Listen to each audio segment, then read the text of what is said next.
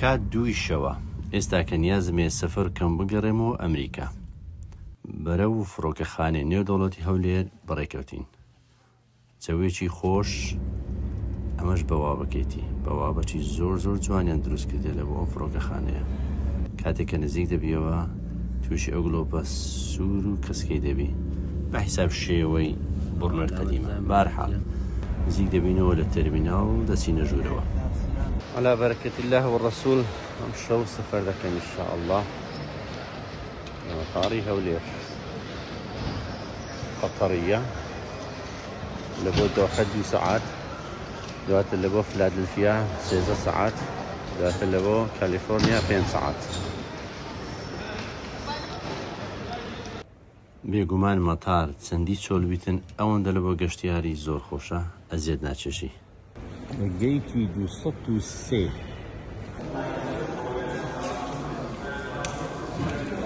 ئەوەشیان مامەڕی تیارەکەیە کە بەرە و تیارەکە دەڕۆین با لەبەر دەرگای چاوەڕێکەین تا سەڕەماندادێ.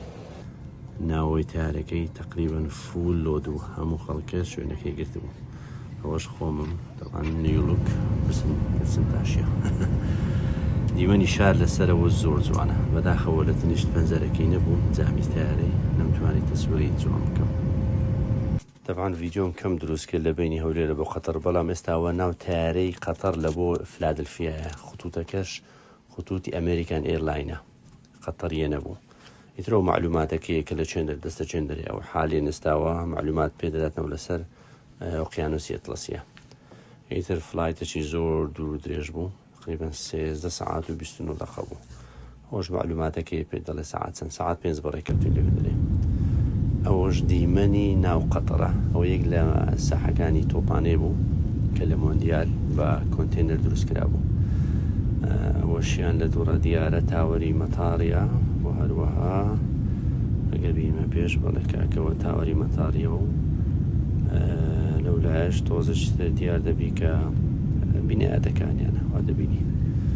ئیتر قەتەڕە و جوانێکی تایبەتی خۆی هەیە بەڕاستی.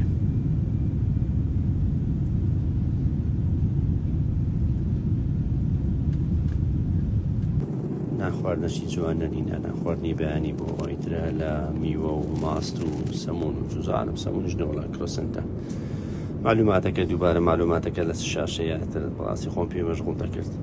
وەختەشی زۆرە ئیتر نازان بە چ تاوەڵەکەی هەدەی بە فلیمی تەماشاکەی. حەزم بۆ فلیمێکە لەویش کیل دەڕووم فلیمێکی خۆشە تازە دەرهاتیە لە بۆکس ئۆفیسی هەبوو حەزم پێ بوو.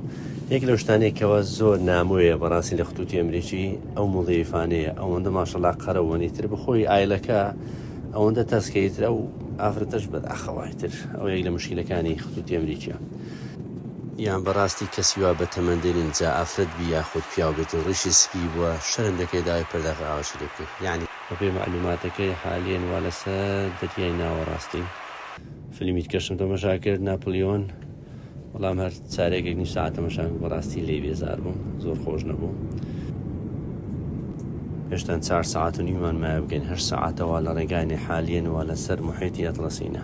زۆر هیلاشین دەرەجی حرارە لەسەرەوە 83 فەرەنهایتێکە دەکات 63 ناقص بە پلەیسیلیزی. خۆن با تۆزێکی سرحەت دەم خۆم جێ بدەمە کاکە هەڵۆی. واضرب لهم مثلا أصحاب القرية إذ جاءها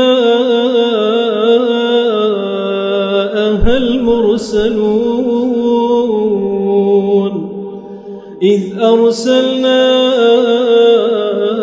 إليهم 2 فكذبوهما فعززنا بثالث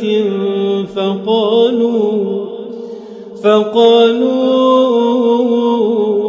إنا إليكم مرسلون. هێشتا کات 3 ساعتی ماوە بە فیلمی ئەپۆلۆ 13 تەماشاکەم. چەند خۆشە تیارەی دوور و درێژە هاوایە بە دەستی خۆت لە دووردا بسەرەی بۆیشتەکەمە لە قەتەر لە بۆ ئەمریکای بە 10 سانیەی نەمە. پاش 13 ساعت و قسووری گەیشتین ناو فڕۆکەخانەی فیلادلفیا لە ویلایەتی پەنسیلڤانیا. مەتاڕی فیلادلفیا لە ویلایەتی پەنسیلڤانیا 13 ساعات و 29 دقة لقطر تا گەیشتە ئێرە دۆحە. هێشتا لێرەش فلای دەچکەژمایە لە بۆ کالیفۆرنیا ئینشاءڵڵا ئەوش نزیک 4 ساعات و نیم 5 ساعت تر بابڕێن.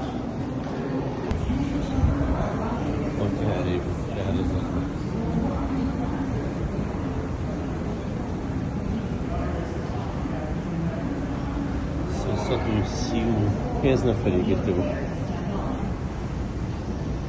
تیارەی ئەمریکی یەکێکە لە ئیزعاسترین تیارەکانی دنیای تەبعاً زۆر ناخۆشە. دیسان قاڕا بوون لە ئاخری بوو. سوپاس بۆ خوای گەورە پاش فڕینی 21 ساعات و 50 دقە لە هەوا گەیشتمەوە شاری ساندیاگۆ. سوپاس بۆ هەموو لایەکەوە ماوەی کە لە هەولێر بووم لە خۆشەویستان لە دۆستان لە خزم و کەسان. ئەمەش دیمەنی شاری ساندیاگۆیە بە شەو زۆر جوان و دڵفڕێنە. تا ڤیدیۆشتر هەر شاد بن کاتێکی خۆش و خواتان لەگەڵ.